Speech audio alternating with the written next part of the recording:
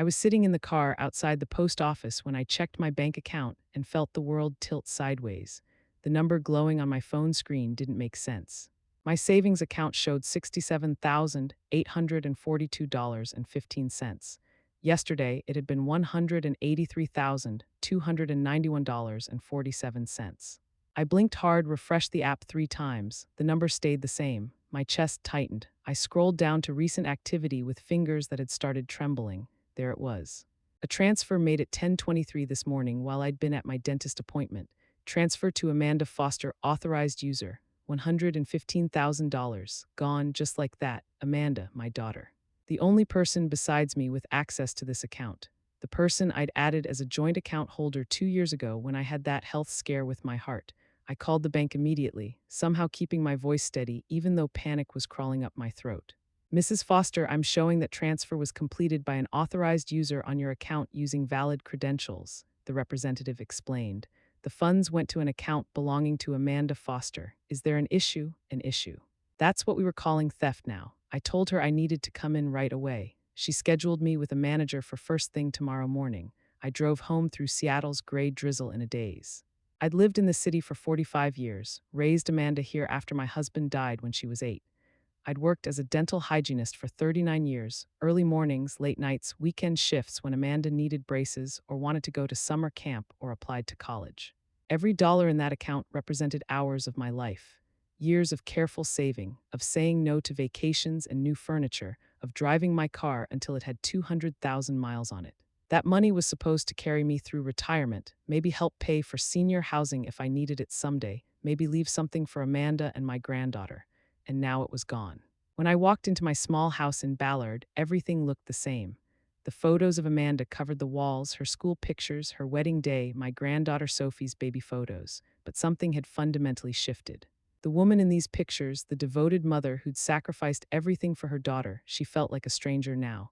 I sat at my kitchen table and opened my laptop with shaking hands, logged into my account again.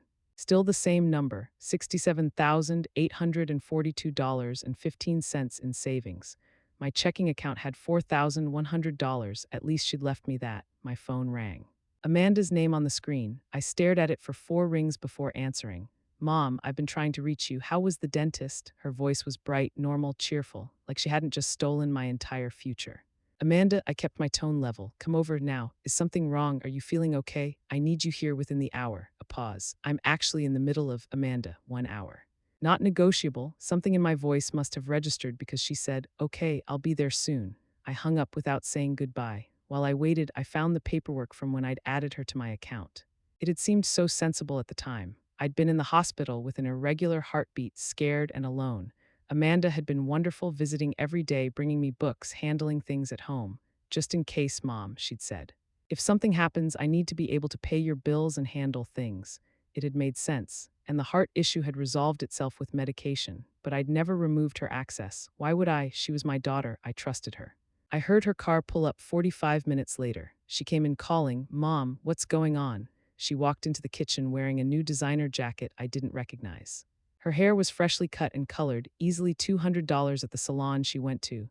New boots, expensive leather. I turned my laptop screen toward her. My bank account, the balance. $67,842.15. Where's my money? She glanced at the screen, then away quickly. Mom, I was going to talk to you about this. $115,000, Amanda. Where is it? I can explain. She reached for my hand. I pulled back. I needed a loan, just temporary. I'm going to pay you back. A loan. My voice came out flat, cold. You took my entire life savings without asking me, without even telling me. You would have said no. Of course I would have said no. That's my retirement money, and I'll pay it back. I just need a few months. Kevin lost his job again and we're drowning in debt. The credit cards are maxed out. They're threatening to foreclose on the house. We could lose everything. Kevin, her husband, who'd been unemployed how many times in the past 6 years, who always had some business idea that was going to make them rich but never did. How much do you owe on the mortgage? She looked at the floor. About $55,000, and the rest of my money. The other $60,000, silence. Amanda, credit card debt, Kevin's car payment, my student loans, medical bills from when Sophie broke her arm, Mom, were buried. I didn't know what else to do. I stood up, my chair scraping hard against the floor. You could have come to me, you could have asked. We could have worked something out. Instead, you stole from me. I didn't steal, I have access to the account. It's legal. Legal doesn't make it right, and you know that. Her face flushed red. You don't understand the pressure we're under. You have more money than you need anyway. You just sit here in this house, never spending anything, hoarding it like hoarding. The word hit me like a physical blow. I worked for 39 years for that money. Every early shift, every late night, every time I went to work exhausted because I was paying for your field trips and your college tuition and your wedding. And now I need help. Your granddaughter might have to change schools, leave her friends. Doesn't that matter to you? Don't you dare use Sophie to manipulate me. I'm not manipulating anyone. Family is supposed to help each other, not like this. Never like this, she grabbed her purse. Fine, I can see you only care about money. I'll figure it out myself like I always do. Amanda, wait, but she was already heading for the door. Call me when you're ready to act like a mother instead of a banker. The door slammed. I watched through the window as she peeled out of the driveway. That night I didn't sleep. I kept replaying the conversation, wondering if I'd been too harsh. But then I'd look at my bank balance again and the anger would surge back. At 4 a.m., I made tea and sat at the kitchen table, thinking about patterns I'd been ignoring. 3 years ago, Amanda had needed $7,000 for Kevin's consulting business. I'd given it to her, told her not to worry about paying it back. The business failed within 8 months. Last year, she'd needed $4,500 for Sophie's private school tuition. I'd paid it directly to the school. 6 months ago, another $3,000 for car repairs. Then $2,500 for Christmas gifts. Always an emergency, always a crisis, and I'd always helped thinking I was being a good mother. Now I saw it differently. I'd been enabling her, teaching her that my money was hers for the taking, that there were no real consequences. When morning came, I called my bank and explained I needed to remove Amanda's access immediately. Mrs. Foster, since she's a joint account holder, you'll need to close this account and open a new one in your name only. We can help you with that today. I went to the bank at 9 a.m. sharp. By 10:30, I'd closed the joint account, opened a new one with only my name on it, transferred all remaining funds, and changed every password and PIN I had. Then I searched for attorneys. I found one who specialized in elder law, Patricia Chen. Her assistant got me an appointment that afternoon. Attorney Chen was in her 50s, sharp-eyed and direct. She listened to my story, taking notes. Good news, she said when I finished. What she did may be technically legal since she had access, but it's still financial exploitation. As a joint account holder, she had a fiduciary duty to act in your best interest, not drain the account for her personal debts. Can I get the money back? You can try. We can send a demand letter. If she doesn't return it, you can file a civil lawsuit. You could also report it to Adult Protective Services as financial exploitation of an elderly person. I'm only 65, I said automatically. You're still protected under elder abuse statutes. This is textbook financial exploitation. I left with paperwork and an appointment to review a demand letter the next day. For the first time since seeing that bank balance, I felt like I had some control. Amanda called that evening. I almost didn't answer. Mom, can we please talk about this like adults? Go ahead, talk. I'm sorry I took the money without asking, but you're making this into such a huge thing. It's just money. Just money, Amanda, that's my entire retirement savings. And I said I'd pay you back. When, how? Do you even have a plan? Silence. That's what I thought. Amanda, I've hired an attorney. You're going to receive a demand letter asking you to return the money. You what? Her voice rose to a shriek. You're actually going to sue me. Your own daughter, you made the choice to take that money. I'm making the choice to protect myself. I can't believe this. After everything I've done for you, what have you done for me exactly? Besides steal my life savings, I took care of you when you were sick. I drove you to appointments, and I appreciated that, but that doesn't give you the right to rob me. This is insane. You're choosing money over your own family. No, Amanda, you chose money over me when you drained my account without permission. I'm just dealing with the consequences of your choice. She hung up on me. The demand letter went out the next week, certified mail. It gave her 30 days to return the funds, minus whatever she'd actually spent on essential expenses like the mortgage. 30 days passed, no payment, no contact, nothing. Attorney Chen filed the civil suit and submitted a report to Adult Protective Services. An investigator called to interview me. Mrs. Foster, what happened to you is unfortunately very common, she said. Family members exploit elderly relatives financially more often than strangers do. The investigation moved forward. The lawsuit moved forward. Everything moved slowly, the way legal things do.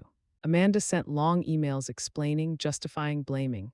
I read each one once, then deleted it. She sent texts. I blocked her number. She showed up at my door one Saturday morning. I didn't answer. Mom, please, she called through the door. Can we just talk? Talk to my attorney. I'm your daughter. Right now, you're the person who stole my future. That's all you are. I heard her crying on my porch. I didn't open the door.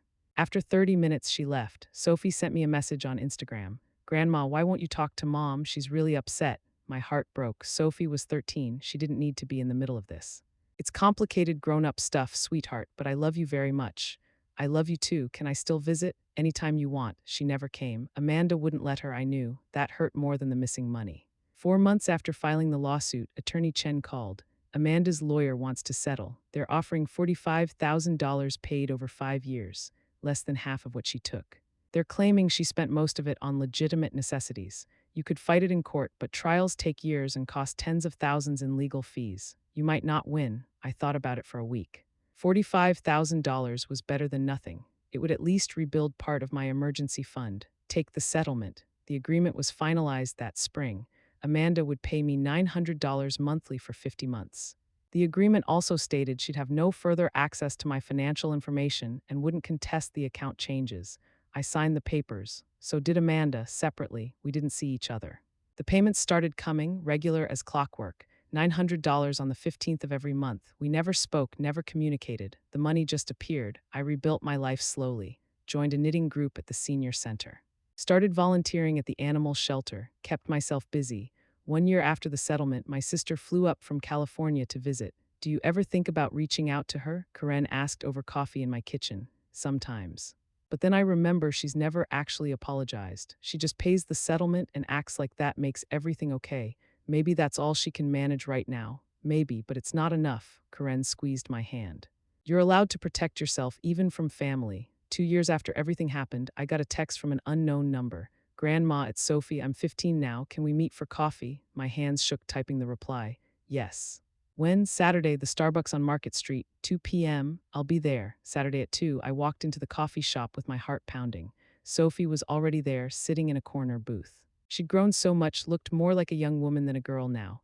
Hi, Grandma. Hi, sweetheart. We hugged. She was almost as tall as me now. We got our drinks and sat down. For a minute, neither of us knew what to say. Mom doesn't know I'm here, Sophie finally said. She'd be furious if she found out. I won't tell if you don't. Sophie smiled a little. I wanted to see you. It's been 2 years. I missed you. I missed you too.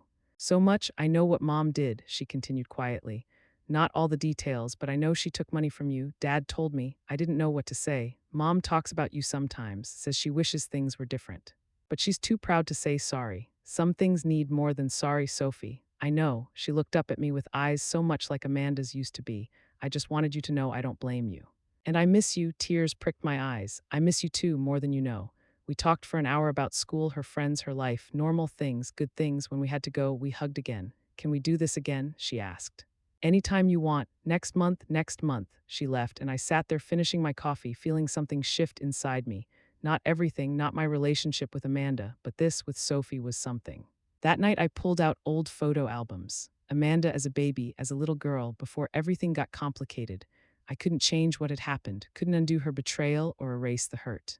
But maybe someday there could be something new. Not the relationship we'd had, but something different, more honest, more real, or maybe not. Maybe some betrayals were permanent. Maybe some distances couldn't be crossed. Either way, I was okay. I had enough money to live on. I had my independence, my dignity, my self-respect.